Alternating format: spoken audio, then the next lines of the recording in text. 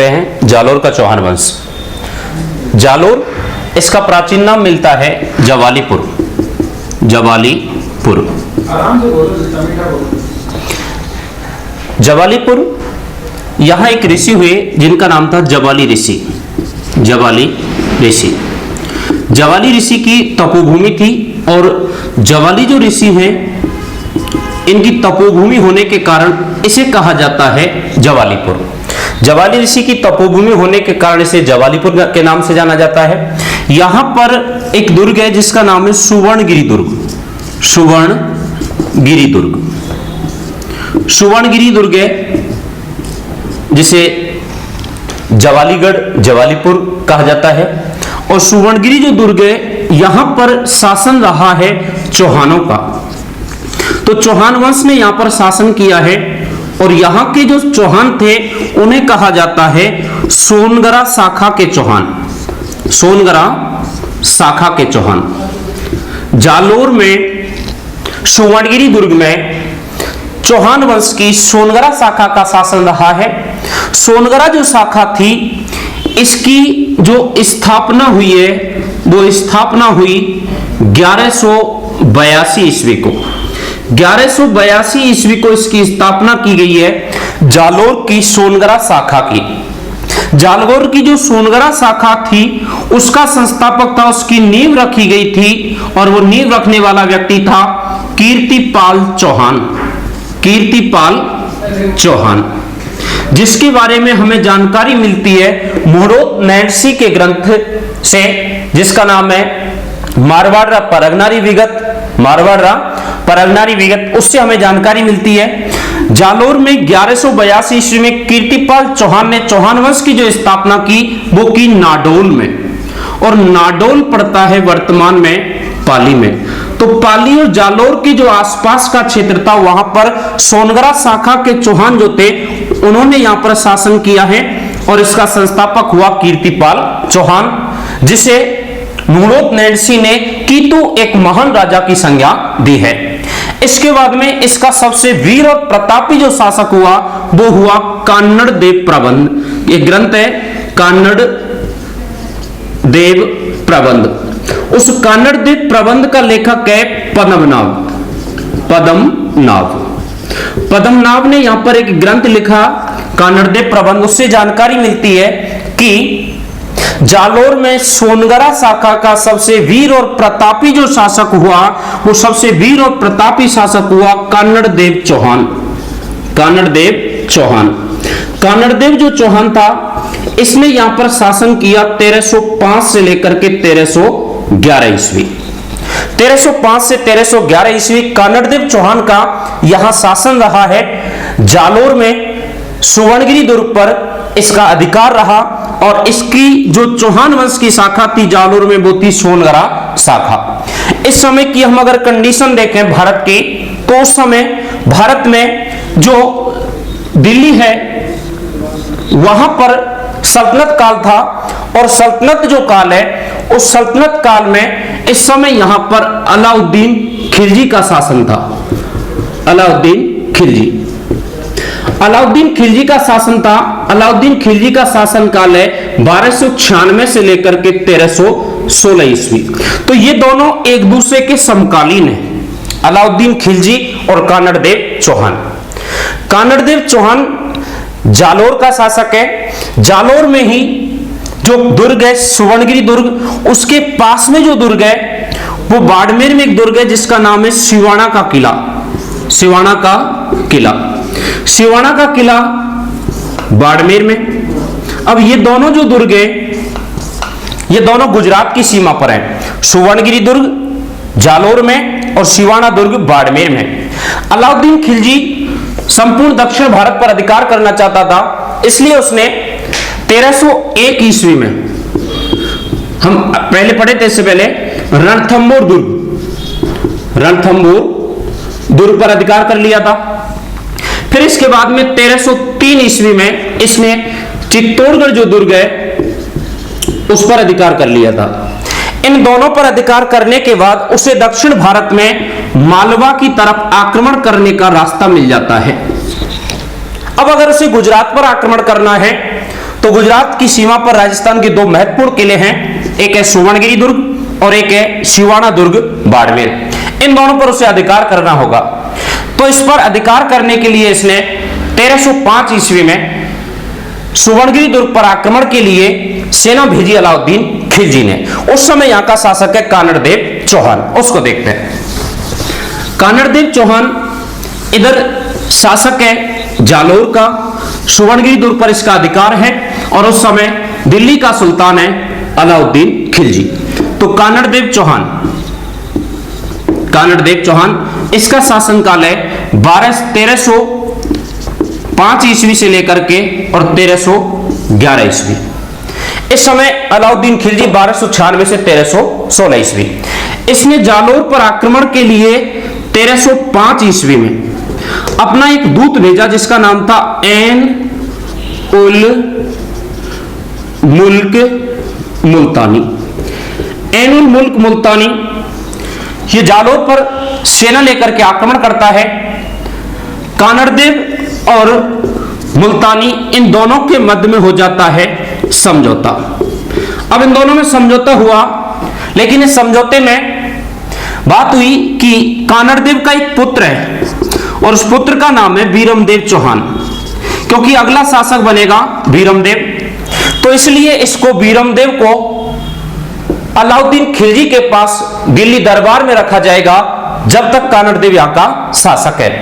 तो इस समझौते के तहत एक राजपूत राजकुमार बीरमदेव चौहान जो अगला शासक होगा जालोर का, वो यहां पर शासन करेगा, लेकिन अपने पिता के राज्य को बचाने की खातिर, और वो यहां से भेज दिया जाता है बीरमदेव दिल्ली। तो बीरमदेव रहने लग जाता है दिल्ली में। अब यहां पर बीरमदेव दिल्ली चला जाता है, इन दोनों के मध्य में हो जाता है समझौता। अब इसके बाद हुआ क्या कि यहां पर अलाउद्दीन खिलजी, और अलाउद्दीन जो खिलजी है, इस अलाउद्दीन खिलजी की एक पुत्री थी जिसका नाम था फिरोजा। अब फिरोजा एक राजपूत राजकुमार दिल्ली दरबार में रह रहा है। फिरोजा इसको देखती है और फिरोजा इससे प्यार करने लग जाती है। फिरोजा इससे प्रेम करने लग जाती है बीरमदेव से। एक दिन इस बात का अलाउद्दीन खिलजी को जब पता चलता है तो अलाउद्दीन खिलजी बीरमदेव को बुलाता है। तो बीरमदेव को इसका पता ही नहीं कि कोई फिरोजा भी है और उससे प्यार भी करती है। बीरमदेव ने इस बात से इनकार कर दिया, लेकिन जब फिरोजा को बुलाया गया तो फिरोजा ने कहा कि पिताजी, अगर बीरमदेव मेरे से शादी करता है तो मैं जिंदा रहूंगी, वरना मैं आत्महत्या कर लूंगी। अब भारत का सबसे बड़ा सुल्तान है अलाउद्दीन खिलजी, दिल्ली का सुल्तान है। देश में इतनी बड़ी बेइज्जती होगी क्यों? क्योंकि उसकी पुत्री किसी के प्यार में आत्महत्या करके मरेगी। तो इसलिए उसने बीरमदेव को कहा कि आपको शादी करनी होगी, लेकिन बीरमदेव ने साफ इनकार कर दिया कि मैं एक राजपूत राजकुमार और मैं एक मुगल शहजादी से विवाह नहीं कर सकता। तो जब इसने इनकार कर दिया तो फिरोजा ने कहा कि मैं आत्महत्या कर लूंगी। तो अलाउद्दीन खिलजी ने बीरमदेव को समझाया, लेकिन वो नहीं माना। तो उसको चेतावनी दी कि आपके पास आज रात का टाइम है, सोच के बता देना, नहीं तो सुबह आपके गले पर वार होगा। अब गले पर 2 बार होंगे, अगर हां करता है तो माला मिलेगी और अगर मना करता है तो तलवार। अब बीरमदेव रात में नींद नहीं आई और रात में यहां से दिल्ली से भागा और आ गया कानड़देव के पास जालोर में। सुबह अलाउद्दीन खिलजी उठा तो देखा बीरमदेव का है। अब इतनी बड़ी बेइज्जती, क्योंकि उसकी पुत्री से विवाह करने से इनकार कर दिया, भारत का सबसे बड़ा सुल्तान, और उसकी पुत्री से इनकार किया, तो वो गुस्सा हो जाता है, नाराज होता है और जालोर पर आक्रमण के लिए यहां पर सेना भेजता है। हुआ क्या कि बीरमदेव इधर आ जाता है यहां जालोर में। अब इसने इसी दौरान लगभग 3 वर्ष बीत गए। 1308 ईस्वी में जालोर पर दोबारा आक्रमण के लिए अपना एक सैनिक भेजा जिसका नाम था कमालुद्दीन गुर्ग। कमालुद्दीन गुर्ग ने सोचा कि इसका पड़ोसी जो दुर्ग है जालोर का शिवाना दुर्ग, पहले उसको जीता जाए। तो इसलिए ये गया शिवाना, और शिवाना दुर्ग बाड़मेर जो था उसका कमालुद्दीन गुर्ग ने डाल लिया घेरा। कमालुद्दीन गुर्ग इस दुर्ग का घेरा डाल लेता है। शिवाना का इस समय जो शासक था वो था शीतल देव चौहान और उसके सेनापति थे सातल और सोम। सातल और सोम इसके दो वीर सेनापति हैं। 1308 ईस्वी में कमालुद्दीन गुर्ग सिवाना दुर्ग बाड़मेर का घेरा डालता है। यहां पर युद्ध होता है। इसमें शीतलदेव चौहान, उसके सेनापति सातल और सोम लड़ते हुए वीरगति को प्राप्त होते हैं। ये वीरगति को प्राप्त होते हैं और सिवाना दुर्ग पर अधिकार हो जाता है कमालुद्दीन गुर्ग का और इसका नाम बदल करके रख दिया जाता है खैराबाद। तो 1308 ईस्वी में अलाउद्दीन खिलजी ने सिवाना दुर्ग पर अधिकार कर लिया और उसका नाम बदल करके कर दिया खैराबाद। अब इसके 3 साल बाद इसने घेरा डाला 1311 ईस्वी को सुवर्णगिरी दुर्ग जालोर का कमालुद्दीन गुर्ग ने। यहां पर भी इसे कोई सफलता नहीं मिली तो इसने क्या किया, इस दुर्ग का कानड़देव का दुर्ग रक्षक था जिसका नाम था दैया बीका। दैया बीका को लालच देकर के इसने अपनी तरफ मिला लिया।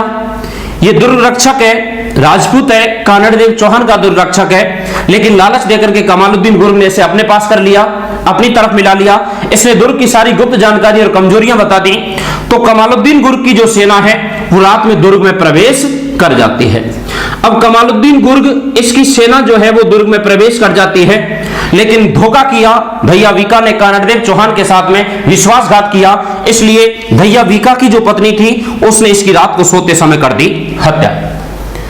कानड़देव चौहान यहां पर 1311 ईस्वी में कमालुद्दीन गुर्ग की सेना से लड़ते हुए वीरगति को प्राप्त होता है। कानड़देव चौहान इसने कर लिया केसरिया। कानड़देव चौहान इसकी रानी थी जिसका नाम था जैतलदे रानी, और जैतलदे ने यहां पर जौहर कर लिया। अतः यहां पर 1311 ईस्वी में जालोर दुर्ग में हुआ साका। अब इनको वीरमदेव को पकड़ना था, उसकी फिरोजा से ले जाकर के दिल्ली में शादी करानी थी। तो वीरमदेव को मुगल सैनिकों ने पकड़ लिया, लेकिन वीरमदेव मुगल सैनिकों से छुड़ा करके इस जालोर दुर्ग में एक माता का मंदिर है, आशापुरा माता का मंदिर है। आशापुरा जालोर के जो सोनगरा शाखा के चौहान है उनकी कुलदेवी हैं। उस मंदिर के सामने जाता है और यहां पर वीरमदेव जो है वो देवी के सामने अपना कटास से सिर धड़ से अलग कर लेता है और वीरमदेव भी अपनी आत्महत्या कर लेता है। इसके बाद वीरमदेव जो था, इस वीरमदेव के सिर को ले जाकर के दिल्ली फिरोजा को दे दिया जाता है और फिरोजा जो है वीरमदेव का जो सिर था उसको लेकर के, नदी है दिल्ली में यमुना नदी, उसके किनारे दिल्ली शहर बसा हुआ है, यमुना नदी के किनारे जाती है और यमुना नदी के किनारे सिर को रख करके इसकी चिता बनाती है और इसका हिंदू विधि से कर देती है अंतिम संस्कार, और फिरोजा यमुना नदी में कूद करके कर लेती है आत्महत्या। फिरोजा ने यहां पर आत्महत्या कर ली 1311 ईस्वी में। 1311 ईस्वी में जालोर जो दुर्ग है, सुवर्णगिरी जो दुर्ग है, उस पर अधिकार हो जाता है अलाउद्दीन खिलजी का, और अलाउद्दीन जो खिलजी है वो इसका नाम बदल करके रख देता है जलालाबाद। तो 1311 ईस्वी में जलालाबाद यानी जालोर का सुवर्णगिरी दुर्ग अधिकार में हो जाता है अलाउद्दीन खिलजी के। 4 दुर्ग थे जिन पर अलाउद्दीन खिलजी का राजस्थान में अधिकार हुआ।